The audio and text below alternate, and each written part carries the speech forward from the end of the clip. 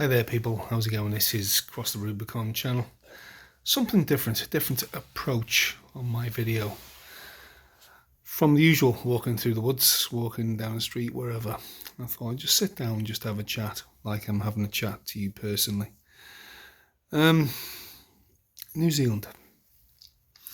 I believe, rightly or wrongly, New Zealand is in decline. And I think it's, well, if it doesn't stop what's happening in New Zealand, it's going to be pushed so far that it just could be possible that it will be pushed to civil disobedience, possibly even civil war. What's the reason for this? Well, I think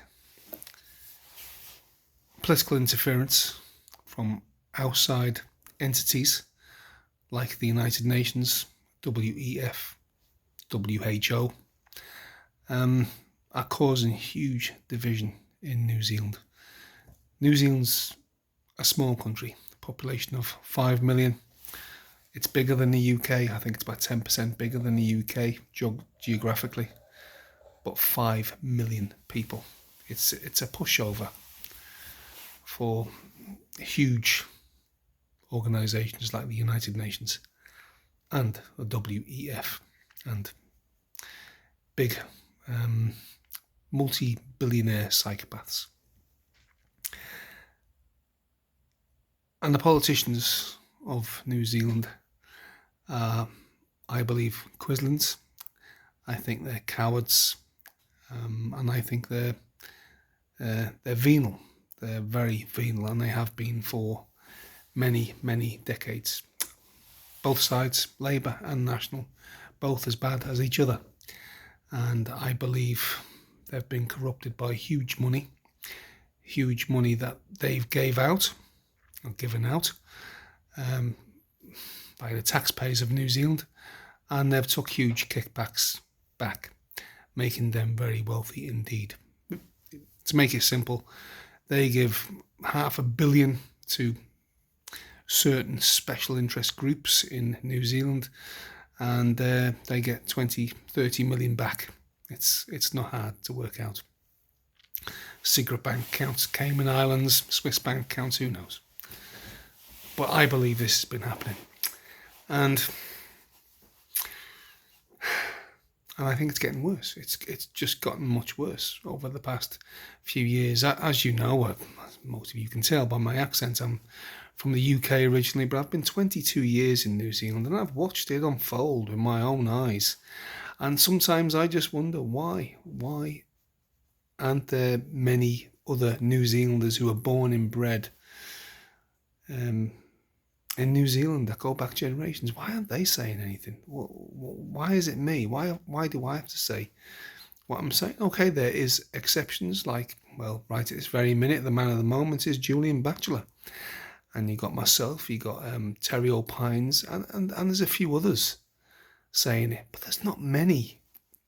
We need hundreds, thousands even, saying it. But for some reason, I don't know where it is. I can't work out where it is. I scratch my head sometimes. What is it about the parky hat, if you like, or the European New Zealand male, Caucasian male, who doesn't speak up about the wrongs that are being done to his country? I just can't understand it. Why is that? You tell me in the comments. But we've got a problem in New Zealand, and we know what the problem is. The elephant in the room is a radical extremist Maori.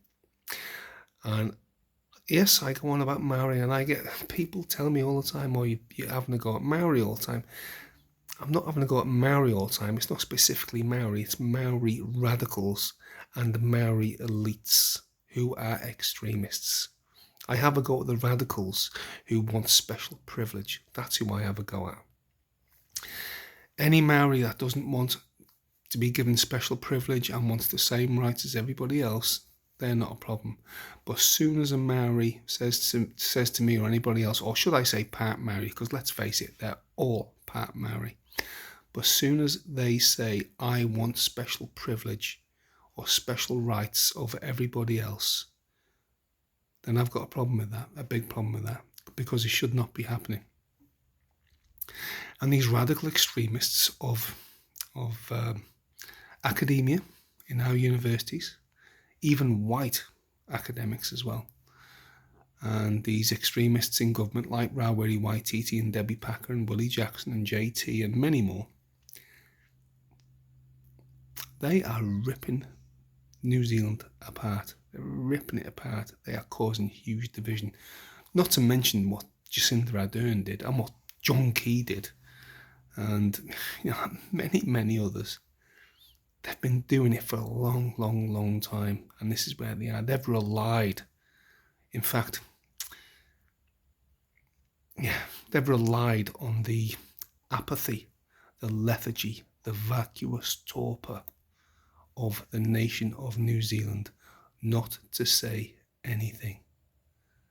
And Maori radicals, I mean, these are radicals in the street I'm talking about now, who want special privilege, and the radical elites right at the very top in the Maori party and iwi elites. They use this term racist to scare New Zealanders into silence. New Zealanders are actually conditioned, and they have been conditioned over many, many, many years, to believe that to say something against Maori is racist. It's not racist. If you've got a legitimate concern of what's happening in your nation, it's your nation. You were born there. You've given everything to that nation, to New Zealand. If you've got genuine concerns, then you should have a right to say it. And you point your finger at the people you believe are causing this division. And that's, yes, it's Pākehā, it's white European males at the top mostly, and radical extremists who are working in cahoots to destroy New Zealand and rip it to bits. And it's all about that. It's all about that. These radical extremists want special privilege. They want everything. They want everything on a plate. They want to own everything. They want everything you own. Everything you've worked for, they want, and they have contributed nothing towards what you've built. And they've conditioned you into believing that they're entitled to it. And many New Zealanders, I would say maybe 50% of non-Maori New Zealanders care less. They'd say, oh, well, it's just the way it is. It's just the way it is. Do you realise what you're doing? Do you realise by you even thinking that way is the greatest gift to the likes of Willie Jackson and Raweri Waititi? That's the greatest gift you can give them, is by you not caring what is happening to New Zealand. If you've got kids in New Zealand, kids that are not Maori, and you've got grandchildren, even if you're a young man, 30 years old downwards, and you don't care about what I'm saying, you don't care, it doesn't concern me. It doesn't concern me. Oh no, I don't really care. Anyway, I think you're just a big racist, they say to me. They might be looking into this camera now. Mate, you really want to start thinking of what you truly believe, because you, as a young man and a young woman who's not Maori now, you could be 13, 14 years old, all the way up to 40 years old. You are going to be a second-class citizen very, very soon, and it's going to be your fault. Your fault. Okay? It was the fault of your parents and grandparents too, which is true. But your parents and grandparents are going to the meetings now.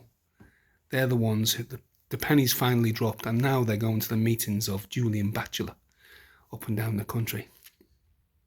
But where are all you young people? Where are you? It's you who are going to be second-class citizens in your own country, third class. You're going to be paying for these radical extremists for their lavish lifestyles. And I tell you what, you are going to be second, third in the queue, because anybody with Maori blood are going to get advantages over you for everything. Everything. Is that what you want? Is that what you believe? Is that what you've been taught in school to believe? And if you're in university, is that what they're teaching you in university? To believe is right. You should be ashamed of the colour of your skin. Because I know that is what they're teaching you, even if it is subliminally. They're teaching you to be ashamed of your own history because of the colour of your skin in New Zealand. And they are teaching revisionist history now in New Zealand. That's a lie. It's a complete lie. Maori did sign over sovereignty of New Zealand to the Queen of the United Kingdom and Northern Ireland, or Great Britain, Northern Ireland, Queen Victoria, in 1840. It's what happened. That's what they did for the safety and security of themselves. They were wiping each other off the face of the earth if it wasn't for the British. The Waitangi Treaty was not a partnership like you are being told. It's a lie. And I know you're being taught that in schools and universities. And the media are driving this lie. The government are driving this lie to cause division. These Maori extremists are going to get the water, the air you breathe, every single square inch of New Zealand they are going to get. And I know many of you don't understand what happened in Zimbabwe many decades ago. But a very similar thing happened there when land confiscations came. And Maori, at some stage, the Maori extremists right at the very top of government, when they get co-governance, which is supposed to be 50-50, but they are going to have veto over the other 50%, which gives them 100% governance. They are going to start, I believe, I might be wrong, but I 100% believe, this is my belief, that they will start land confiscations in New Zealand, and they are going to take everybody's land who aren't Maori. I honestly believe that. And not only that, they're going to do it with the full approval of the United Nations, the WEF, the World Health Organization, and multi-billionaire psychopaths who run the world. The multi-billionaire psychopaths actually run the world now. No one elected is running the world right now. So these people are going to fund and arm and train these Maori extremists who are right there now pushing for absolute division in New Zealand. They're staring down the barrel of a riches beyond their wildest dreams. Runaway, Waititi, Willie Jackson, and all them people are going to be multi-billionaires. That's what they're staring down the barrel of. And no one's going to stop them. The media is on their side because they're being paid $55 million per year in the public interest journalist fund by the government. The government, the Labour government, are pushing it too. Would you believe that? And Chris Luxon is not going to change this. He's going to be exactly the same. No matter who is in government, they're going to be capitulating to these radical extremist Maori who are ripping the country apart. I'm telling you, you young people of New Zealand who are not Maori you better start rethinking of what you're thinking. It's not racist to criticise what these radical extremists are doing. Wake up, everybody across the board, of what is happening in New Zealand. Because New Zealand is going to be the first Western nation to fall. And that is going to be celebrated by the United Nations because they want complete division. And the civil war will break the back of New Zealand. It'll break the back of it.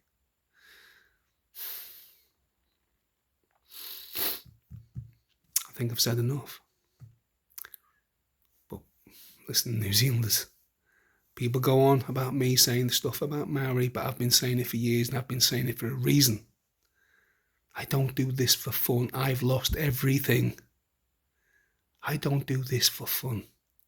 People call me all sorts in New Zealand. I couldn't go anywhere without being stared at. Do you think I like doing this? I do it because it's in me. I point out the wrongs. If I see a wrong, I can't ignore it. I can't find a big bucket of sand to stick my head in. I've got to say it. It's just the way I'm made. But New Zealanders, you need something different. And what you've got now are liars, cheats, and charlatans who want you to vote for them, and they are going to be no different.